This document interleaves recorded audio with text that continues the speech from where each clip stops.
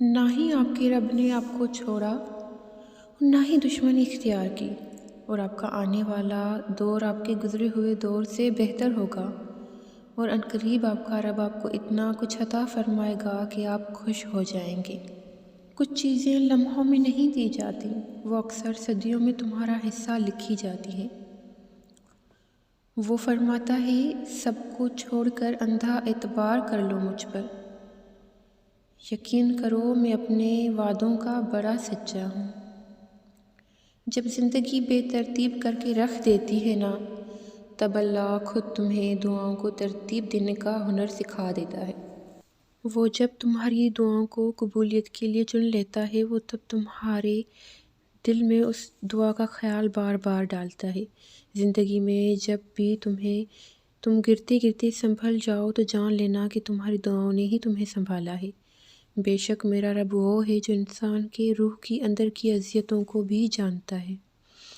تم خود دعا کے لیے ہاتھ بلند نہیں کرتے، بلکہ جب اللہ کو تمہارا مانگنا پسند آ جاتا ہے، جب وہ تمہاری چاہت میں راضی ہونا چاہتا ہے، تو وہ تمہارے دل اور تمہارے ہاتھوں کو دعا سے کبھی تھکنے نہیں دیتا۔ اگر ان کا چھوڑ جانا تمہیں اللہ کے قریب کر گیا ہے تو جان لو کہ تمہارے اس دل کے توڑنے کا یہی مقصد تھا جو انہوں نے پورا کر دیا۔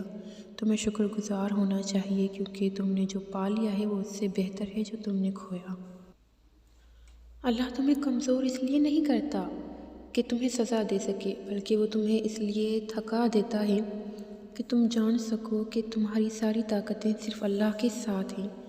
وہ تمہیں گرا کر ہی سنبھلنے کا ہنر سکھاتا ہے۔ اس آزمائش اور صبر کے ذریعے ہی اللہ تمہیں تمہاری منزل تک پہنچائے گا۔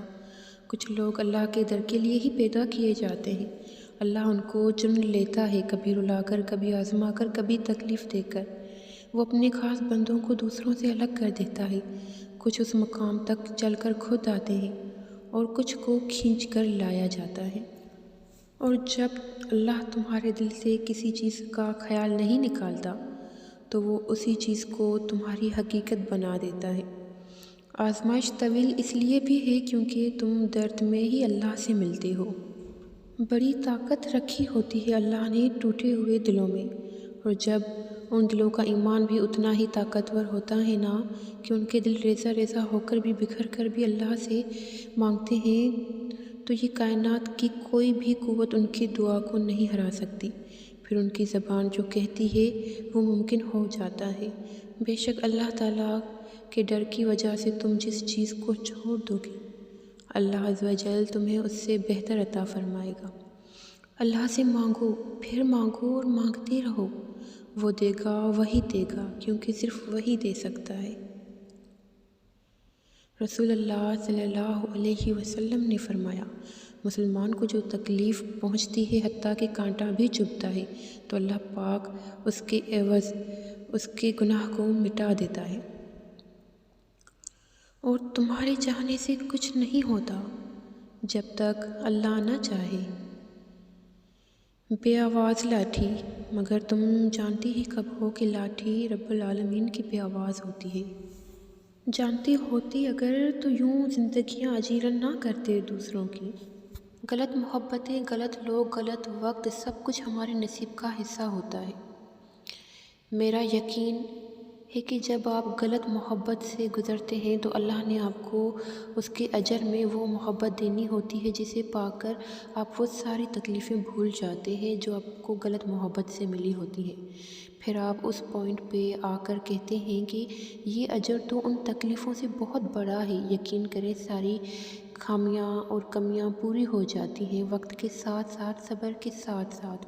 میری امی کہتی ہیں کہ وقت سدا یکساں نہیں رہتا، آپ ہیل ہوتے ہیں، آپ کے حالات بدلتے ہیں، آپ کے نصیب بدلتے ہیں۔ آج سے کچھ سال پہلے جہاں آپ تھے آج وہاں نہیں ہیں، اور اس دوران آپ نے کتنے راستے بدلے ہیں، کتنی منزلیں طے کی ہیں۔ بالکل ایسے ہی آہستہ آہستہ سب ٹھیک ہو جاتا ہے۔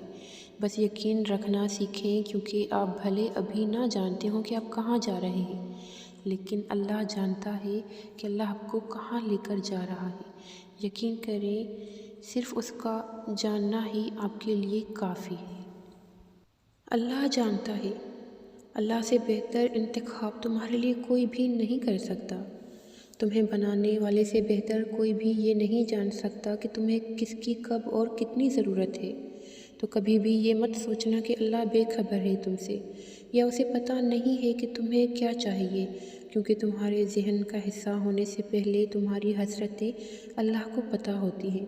تمہارا وقت بھی آئے گا، تم بھی ان لوگوں کو دیکھ کر جن لوگوں کو وہ سب مل گیا ہے جو تم اپنی دعاؤں میں کئی سالوں سے مانگ رہے ہو، سوچتے ہوگے کہ وہ خوش نصیب ہے، جبکہ مجھے تو اللہ نے وہ دیا ہی نہیں، تو شاید مجھ سے اللہ ان جیسا پیار نہ کرتا ہو، حالانکہ اللہ ہم سب سے ایک جیسی محبت کرتا ہے۔ انہیں جلدی اس لیے مل گیا ہے کیونکہ یہ ان کا وقت ہے، اور ہماری دفعہ دیر اس لیے ہو رہی ہے کیونکہ ابھی ہمارا وقت آنا ہے، ابھی دعاؤں کا وقت ہے، اس لیے اللہ نے ہمیں دعاؤں میں لگا رکھا ہے۔ اس کے بعد قبولیت کا وقت بھی آئے گا، اور جب آئے گا تب تم دیکھو گے کہ اللہ نے تم سے کتنا پیار کیا ہے۔ اللہ کا جواب ضرور آئے گا، کیونکہ یہی اللہ کا وعدہ ہے، اور اللہ کا وعدہ تو سچا ہوتا ہے نا۔ تم کہتے ہو جب وہ مقدر میں ہی نہیں تو پھر دعا کیوں مانگو؟ تم یہ کیوں نہیں سوچتے کہ مقدر دینے والا تمہارا رب ہے؟ کیا ہوا اگر اللہ نے مقدر کا وہ حصہ نامکمل اس لیے رکھا ہو کہ تم اس خالی جگہ کو اپنی دعاؤں سے بھر سکو؟ کیا ہو اگر وہ صرف ایک دعا کی، صرف ایک سجدے کی بات ہو؟ کیا ہو اگر وہی تمہارا نصیب ہو جس پر تم انتظار کر رہے ہو؟ صبر سے گزار کر وہ تمہارے یقین کا امتحان لیتا ہے، وہ تمہیں سزا نہیں دیتا، وہ تو بس تمہیں اپنے قریب کرنے کے لیے آزماتا ہے، صرف اس لیے کہ ابھی تک تمہیں منزل کا پتہ نہیں مل سکا۔ اس کا مطلب یہ تو نہیں کہ تم مایوس ہو کر چلنا ہی چھوڑ دو، صرف اس لیے کہ تم اب تک یہ جان نہیں سکے کہ تمہارے لیے کیا بہتر ہے اور کیا نہیں۔ اس کا مطلب یہ تو نہیں کہ تم وہ کبھی حاصل نہ کر سکو گے۔ تم جس سے رابطہ رکھنا چاہتے تھے اس سے رابطہ نہیں رہا، تو اس کا مطلب یہ نہیں کہ تم اللہ سے ہی رابطہ توڑ دو۔ امید انہی کے لیے ہے جو یقین رکھتے ہیں، اور مایوسی انہی کے لیے ہے جو انتظار نہیں کرتے۔ کیوں خود کو اتنا الجھا رکھا ہے تم نے؟ ساری طاقتیں تو تمہارے اپنے ہاتھ میں ہیں۔ دعا کے لیے ہاتھ اٹھاؤ انہیں اور پھر دیکھو کیا نہیں ہوتا۔